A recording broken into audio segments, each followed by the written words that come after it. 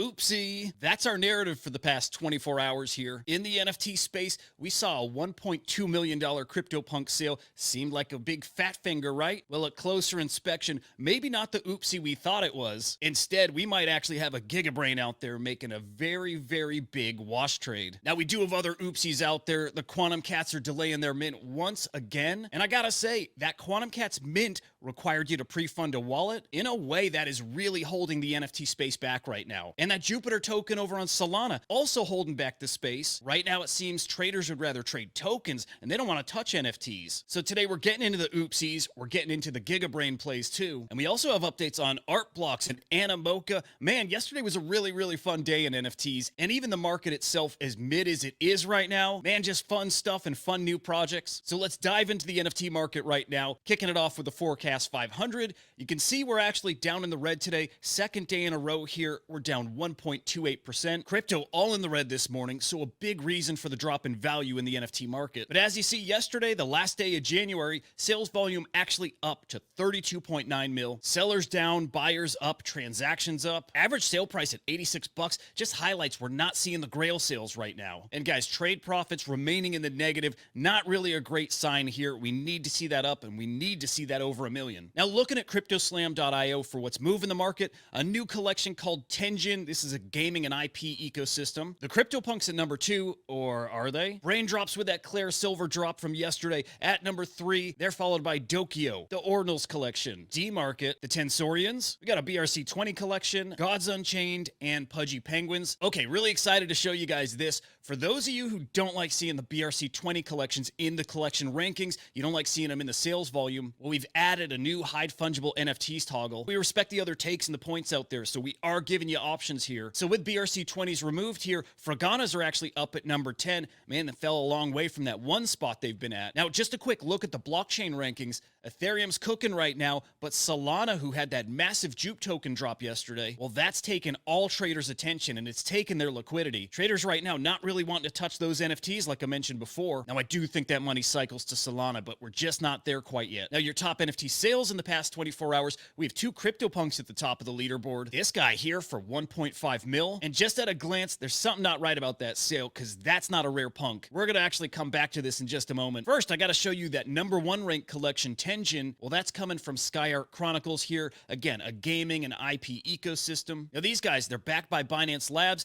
and Dingaling. Remember we talked about him yesterday? Well, he's an advisor on the team, so pretty legit project here. And then the Braindrops collection at number 3. Most of those sales coming from Claire Silver's Corpo Real collection. We covered that yesterday as my drop of the day, but more like kind of drop of the week. Well, that was an instant sellout, so congrats to Claire Silver on the beautiful collection. Now, the collection floor price, not in a great spot right now, well under the mint price of 1 ETH, and that really just speaks to the state of the NFT market. Zokyo from a week or two ago, that's still hanging around mint price, although slightly up. But Claire Silver's last Braindrops collection, 6 ETH floor, and a collection she followed it up with 1.65 ETH floor. So Claire definitely has collectors out there. Right now, people just do not want to be spending their ETH. Now, back to the CryptoPunk sale, the number 1 sale in the past 24 hours, 655 ETH for that guy? Well, initially, we thought that was a big old oopsie, a fat finger offer on that CryptoPunk. You would think 65 ETH probably made more sense. And it took us a while to uncover what really happened there, but the blockchain doesn't lie. Bobbio Exelrod, which, by the way, I freaking love that name, well, he pointed out this was definitely not a fat finger trade, but it was actually a wash trade. And what made that obvious, the bidding wallet had exactly 655 ETH in it, but also that punk wasn't even listed for sale, and it was in a wallet that hasn't been used to transact in over a year. So really what this was just a clever way to move money. Punks have 0 royalties, so you're just paying the gas fee for the sale. So this happens a lot more than people might realize. Yesterday's sale, not really an oopsie, more like a big brain play. Quickly though, just because we're talking about CryptoPunks, we saw a loan on a CryptoPunk wrapped in that new CryptoPunk 721 wrapper. Remember, that's Yuga Labs' official new wrapper. Well, over on Arcade, somebody was able to take out a 40 ETH loan for a year here. We'll be seeing a lot more of that too. But this brings us to an actual oopsie yesterday and shows kind of the danger of those loans. Okay, so a month ago, a DGen took out a 98 ETH loan on his CryptoPunk and on 2 Bored Apes and also on a Pudgy Penguin. This is such a mega oopsie, man. He didn't pay back that loan and got liquidated for those 4 NFTs worth 180 ETH. The loan game is a dangerous game if you don't know what you're doing and if you're not that great at investing. Now, the Quantum Cats mint, we've been looking forward to it all week, and that's coming coming today, right? Well, it turns out another oopsie. So yeah, it turns out the Quantum Cats mint is now delayed yet again, now coming on Monday, and I do think it'll actually happen on Monday here. Problem here is they're building out a new mint mechanic, a new mint system, because did you know that when you submit a transaction on Bitcoin, it hits a mempool first before it's processed? Well, there's some bad dudes out there that can copy your transaction, they can pay a higher fee and get theirs transacted first. It's a long way of saying people can steal your mint. So the Taproot Wizards team, the Quantum Cats team,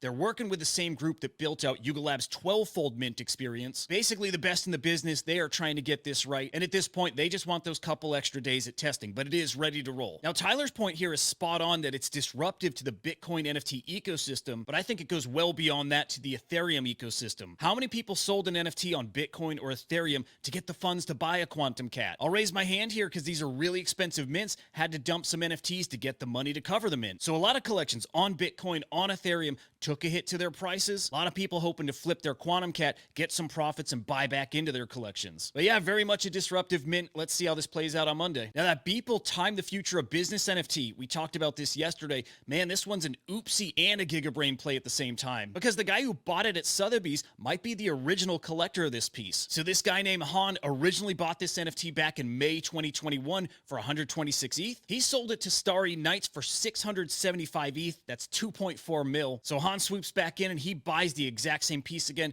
this time for 177,000 bucks. TLDR, this guy didn't just get the NFT for free, he made millions in the process. Man, salute to you. And continuing with art, Artblocks made a very splashy play yesterday, announcing that they've acquired the Sansa marketplace. Okay, we all know Artblocks is the spot for some of the best generative art in the world. Their problem is the discoverability of those artists and their artwork, right? They don't really have a robust marketplace until now. So this is fantastic. Artblocks now having the phenomenal minting experience and now a phenomenal marketplace to pair right along with it. This should help with royalties. It should help with the discoverability issue. All in all, this is just a fantastic partnership here. My God, I love it. We got another art story here. Guys, a Lost Robbie, also known as an AI generative nude portrait. Well, that was purchased yesterday by JediWolf. Man, this collection is probably the all-time grail on Ethereum. The quick TLDR here, though, in 2018 at a super rare event, those NFTs were given out free to attendees. Well, that was well before the world understood NFTs and well before people wrapped their head around AI art. So they're called the Lost Robbies because most of them were in fact lost, never claimed. So the Lost Robbies are not just an early NFT, but they are an early significant NFT. Again, one of the first, if not the first, AI generative collections on the blockchain. It's a great history lesson, so I'm going to leave a link to this thread in the comments here on YouTube. Definitely make sure to check that out. And guys, just a quick update on that AOFverse collection we talked about yesterday. Remember, this is the collection that Dingaling dumped his entire supply of. Well, man, that shook the team. So now their token offering, instead of just 1% to their holders, is now bumped to 4%. Dingaling very happy with that. Not sure that he's back in the project or that he ever will be, but a noble deed, Mr. Dingaling. And we'll wrap this up with some updates from Animoca Brands, appointing a new COO to drive Web3 expansion in Japan. And then Animoca's partnering with LightLink. This is for gasless on-chain transactions. Now, this is an L2 play because we know that's the way that you scale Ethereum. So Animoca diving into that shows yet again their deep understanding of this ecosystem. And man, just speaking on how connected Animoca is,